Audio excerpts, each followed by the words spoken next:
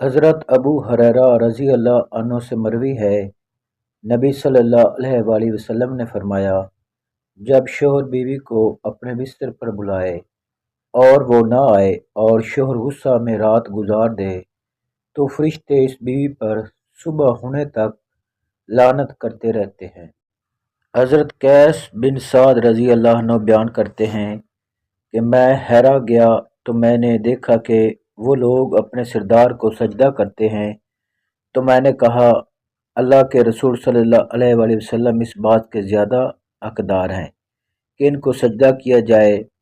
کہتے ہیں کہ میں نبی صلی اللہ علیہ وآلہ وسلم کی خدمت میں حاضر ہوا اور بتایا کہ میں حرا گیا تو دیکھا کہ وہ لوگ اپنے سردار کو سجدہ کرتے ہیں۔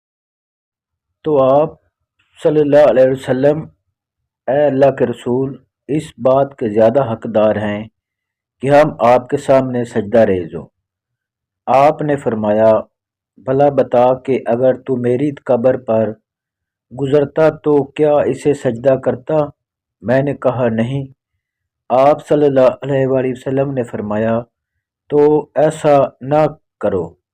اگر میں کسی کو سجدے کرنے کا کہتا تو عورتوں کو حکم دیتا کہ اپنے شوہروں کو سجدہ کریں، کیونکہ اللہ تعالیٰ نے بیوی پر شوہر کا بہت حق رکھا ہے۔